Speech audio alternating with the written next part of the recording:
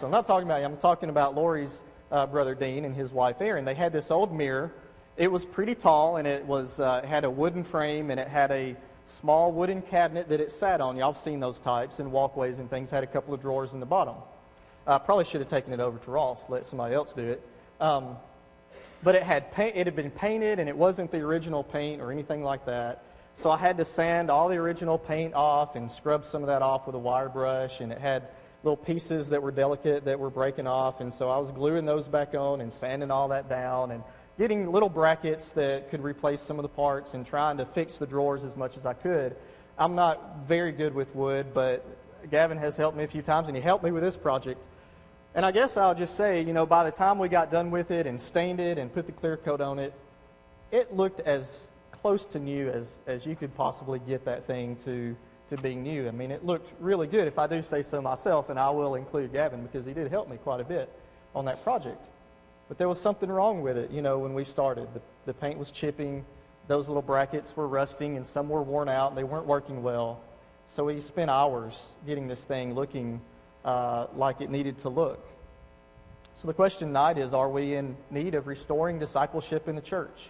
Maybe we've let our sense of following Jesus become rusty and a little bit worn down. I think we are in need of restoring discipleship, and I think so for a couple of reasons.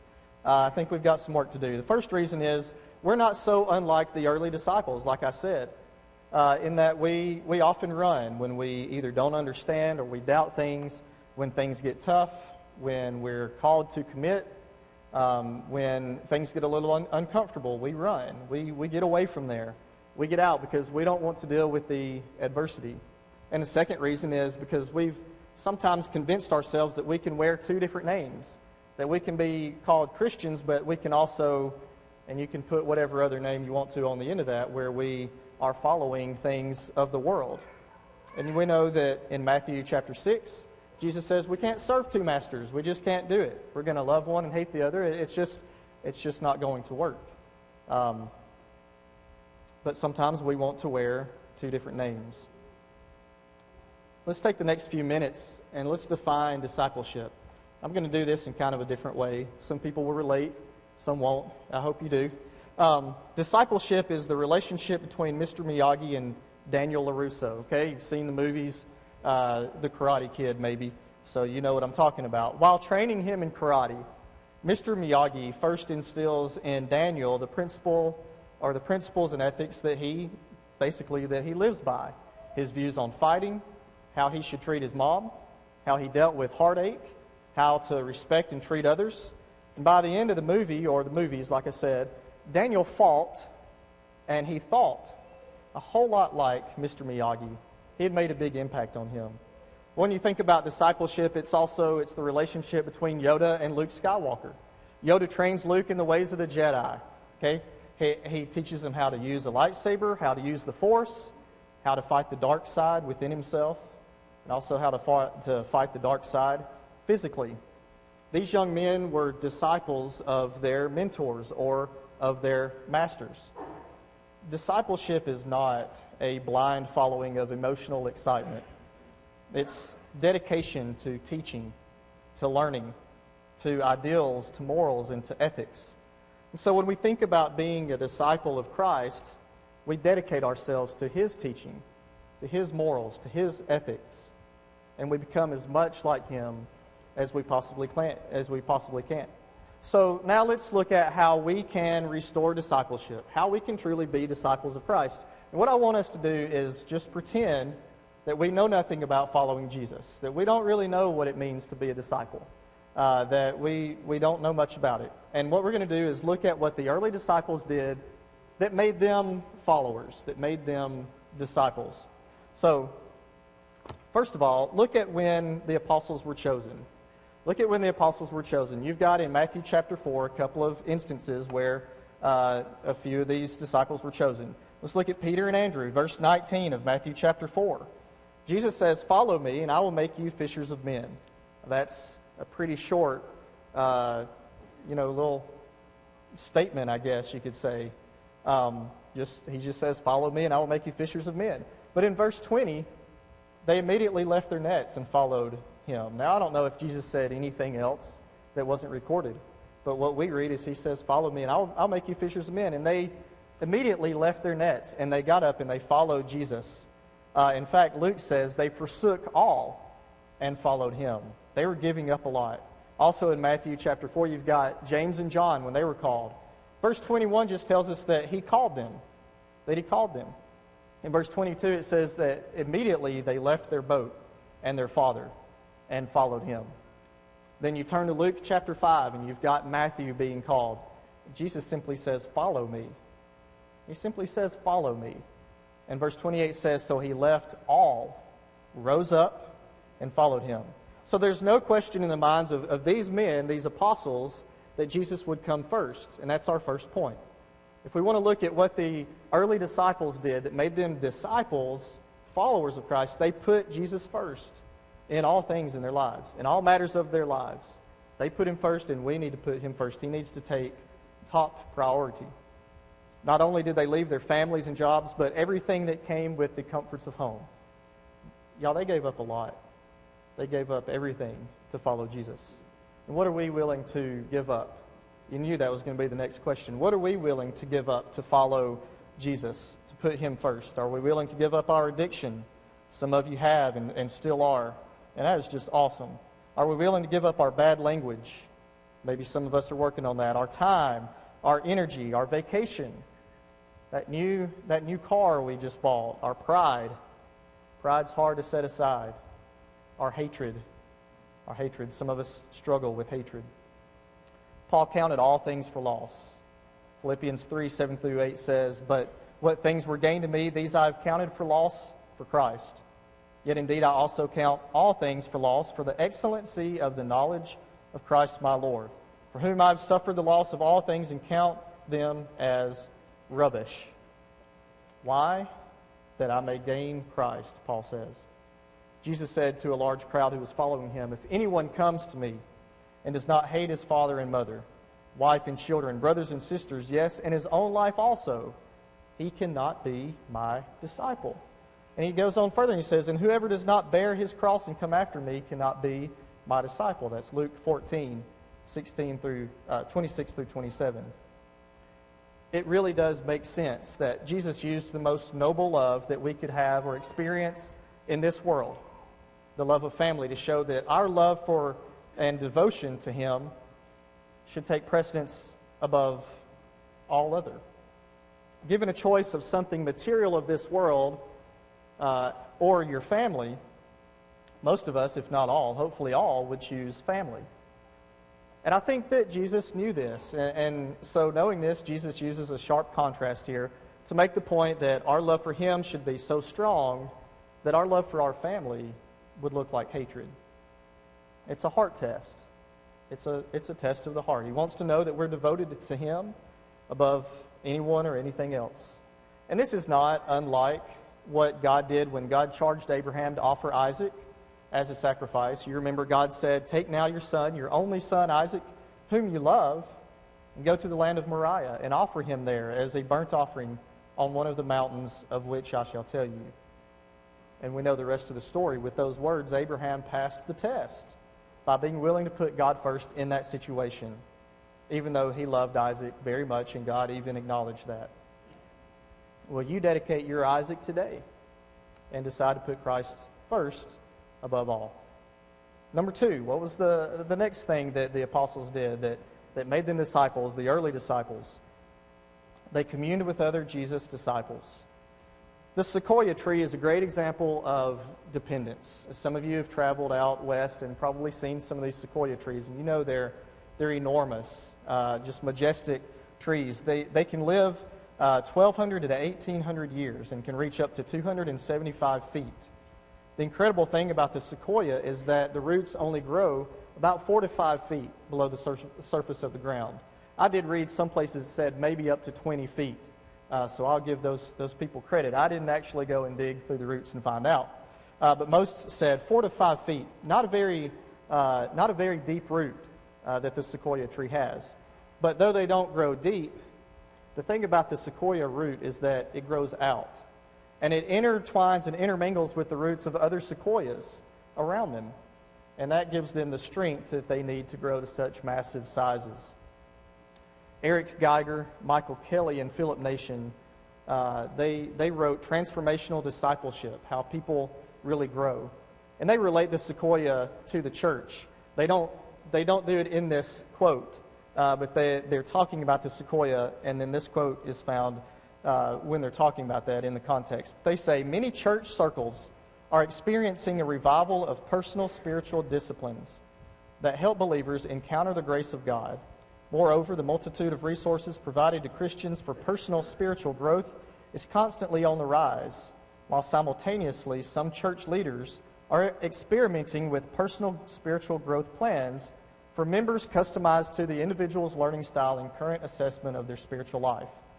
While we're grateful for the encouragement, resources, and opportunities to grow, and this is the part that we need to hear, we fear that the beauty and necessity of community may be lost.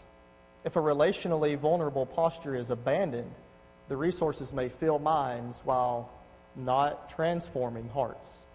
So basically, I think what they're saying is if we're going to be transformed disciples, if we're going to be changed, then we can't ignore other disciples. We need to depend on, we need to rely on, trust in each other, like the roots of the giant sequoia. At the end of Acts chapter 2, from verses 40 to about 47, there's a real beautiful thing that happens. The church begins to grow, and its members unite together in a very unique way. In that passage, they did these things. It says they continued in the apostles' doctrine, they fellowshiped with one another, they took the Lord's Supper, they prayed together, they spent time together, they had all things in common, they sold their possessions and goods and divided them amongst themselves so that no one would have a need. They ate together, they praised God together, and more people were becoming Christians. The picture, there's several reasons why we're to bear one another's burdens. You know, to bear means to support or to hold up. And so how can we hold each other united? And I mean the kind of unity that Paul talks about in Philippians chapter 2.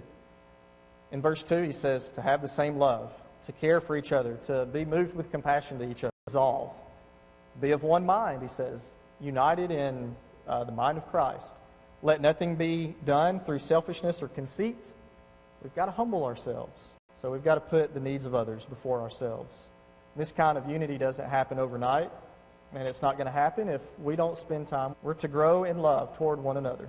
2 Peter 1, 5-7 says, giving all diligence, add to your faith virtue, perseverance, to perseverance godliness. 5 in that list are inward fruits that all Christians should have.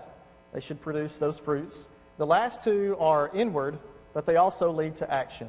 And that last one is love. Then Jesus said in John 13, 34-35, a new commandment I give to you, that you love one another as I have loved you, that you also love one another. By this, all will know that you are my disciples if you have love for one another. Those are not the easiest of tasks sometimes, but it's required in order to be called a disciple of Christ. Loving each other means that we love the person that mistreats us, that we love the person that we disagree with, that we love the people that we do agree with.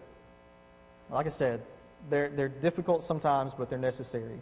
One thing's for sure, if we don't spend time with one another, the kind of quality time where we get to know each other, these things to happen. So true disciples are Number 3, what else did the early disciples do that made them disciples? Well, they shared Jesus with other people. They made new to see how many spiritual posts that I could find.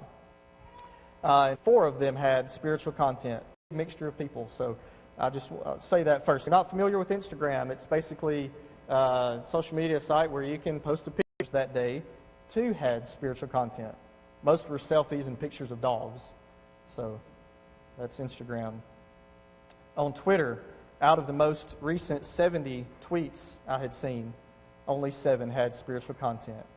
And don't get me wrong, he's in a faith, but it is a little different in this quiz or that quiz. In Acts chapter 4, the Sanhedrin had decided to threaten Peter and John not to speak or to teach or to preach the name of Jesus. And the response that they give, I don't think we spend enough time talking about.